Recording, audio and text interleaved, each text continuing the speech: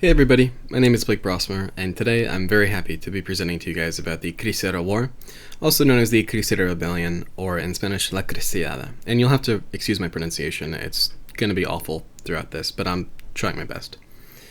Now, before we actually get further into it, I'd like to talk a little bit about where I first heard about this event, as it's not something that comes up in popular media. It's not really something that shows up in high school history classes all that often. There's really only one movie about it that I could find. It's called For Greater Glory, and I actually have not seen it, so I can't give you guys a review. But what I can tell you guys is that I am lucky enough to be a history major here at Cal Poly, so I've actually heard about this event through bits and pieces, but even then, a lot of it was still very new to me. So let's actually get into it. What was the Cristero War? So really, we're looking at Catholicism versus the state. And if you guys couldn't tell by now, it's the state of Mexico. So, a little bit of background for it. After the Mexican Revolution in the early 1900s, the president at the time, President Carranza, he and his coalition set out to make a new constitution for Mexico, the 1917 Constitution. And in that constitution, there are some articles that are pretty anti-clerical, really against the church. It starts pretty tame with secular laws. Excuse me, I totally forgot the word. But it starts with secularization. So it starts with the secularization between church and state and of education, really taking religion out of both of those. But as the articles go on, there starts to be more clear anti-clerical stuff in there. They actually dictate that priests cannot take office. They can't support political campaigns outside of very close family members running, and they can't petition the government as a priest. And really, the one that's the most radical in there is the one that says they're really not allowed to wear priestly attire. They're not allowed to wear religious attire outside of an official capacity, outside of their congregation, outside of the church. Now, Carranza, the president, he doesn't really agree with all this stuff. He's not as radical as the people in his coalition. And he doesn't actually enforce any of these laws. But the guy after him, Plutarco Calles, this guy here on the right, he does. Catholic scholars have actually deemed him a atheist despot. And it shows you how much he kind of hates religion. But yeah, this guy really wants to reduce the power of the church in Mexico. And with that, once he starts implementing these laws, people start to get upset. So in 1926, there starts to be peaceful protest, then some skirmishes, and then an all-out rebellion. And really, in this rebellion, there's two sides. The Cristeros, who get their name from Christ. Cristero, Christ, And these guys are the ones fighting for Catholicism, and they're fighting for the rights of the clergy. And they're fighting against the Mexican government, as led by Plutarco Calles, as I mentioned before.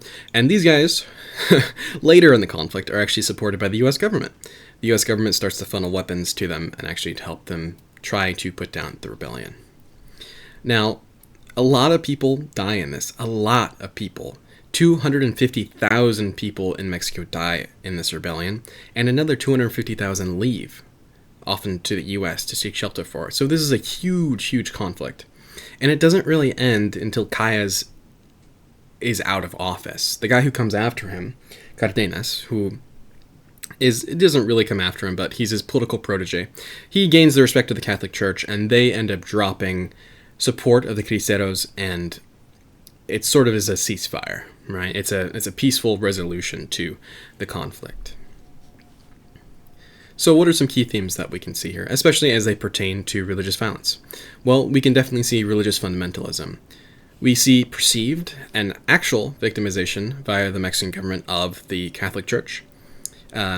We see, instead of fissuring the community and moving, maybe leaving the country or, sort of settling in more rural areas, we see these groups push back against the church. And like many other religious fundamentalist groups that become violent, they target, or the group starts at a very notable Catholic site, at the Church of Our Lady Guadalupe. If we actually go back, in this banner right here, this is actually a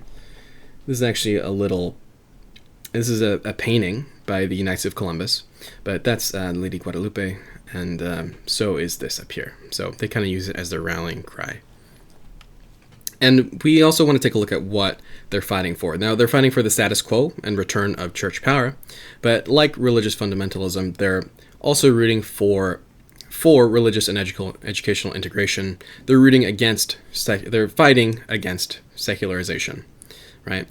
We also see this interesting idea of religious nationalism, and that the religion and the politics are completely entwined. Caius, this guy, on his side are really the wealthy elite of Mexico. And the people fighting on the side of the Cristeros, they're the less well off. They're the peasants, right? And under Caius, and especially on the guy before him, Carranza, we mentioned briefly, they promised a lot of land reform. They promised a change of the status quo, and that was not actually carried out. None of that was carried out. So we see the Cristeros fighting not only for religion, but for this land relocation policy. So there is that aspect of class that's uniquely interested. We also look at the idea of domestic terrorism, and that this isn't one group super far away in the globe feeling or being oppressed by another group, right? It's not an Iran, United States situation. It's mostly local, right? All the fighting's taking place in Mexico, and although there are outside groups like the Knights of Columbus, they had actually just recently formed at that point. They're raising money for the Cristeros, and the Pope, who at the time was Pope Pius XI, he's supporting them as well. But other than that, all of the conflict is really taking place locally, and no side really comes away from this scot-free. As you can see, there's some violence on both sides. Here is Miguel Agustín Pro. He's actually canonized. He becomes a saint. And towards the end of the conflict, we start to see the Cristeros becoming more violent against teachers as well, which as someone who wants to be a teacher, that's a little disheartening. So let's actually take a look at this compared to some other religious terrorism. And really the main similarity I want to look at is the aspect of colonialism. Now, really, the Spanish Empire had collapsed and Mexico gained its independence not 100 years earlier than that. So Mexico is very recently independent, and it's relatively unstable, right? They just went through a revolution.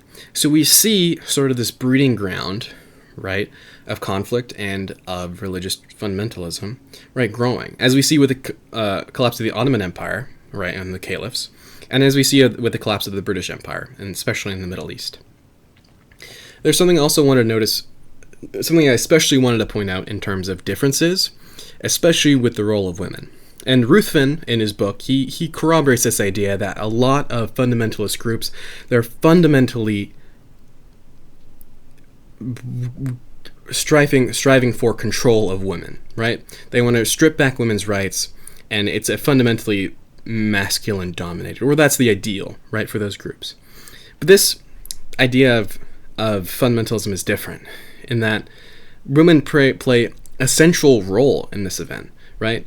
So at the beginning of this conflict, the group of women known as the Feminine Brigades of Joan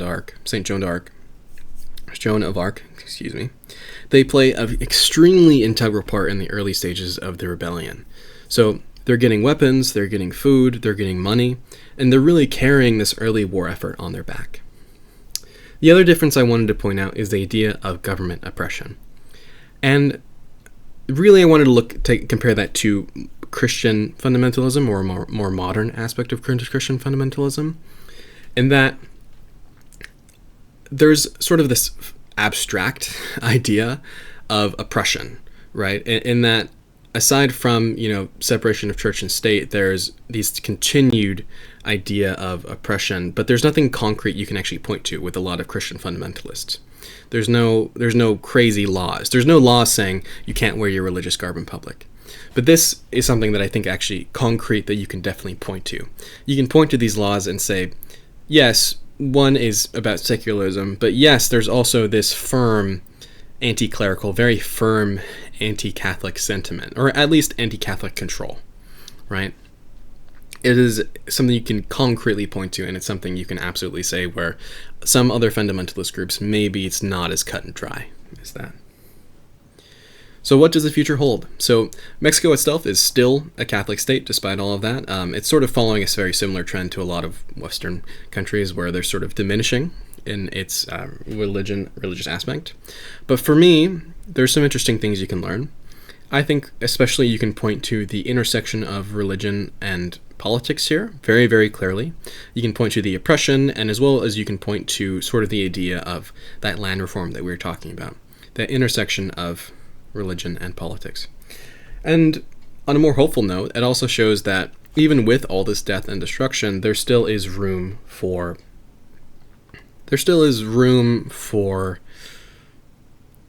peace to be made. There's still that room for those Cristeros and the Mexican government to actually make amends. Anyway, thank you guys so much. I hope you guys enjoyed this presentation, and hope you all have a great day.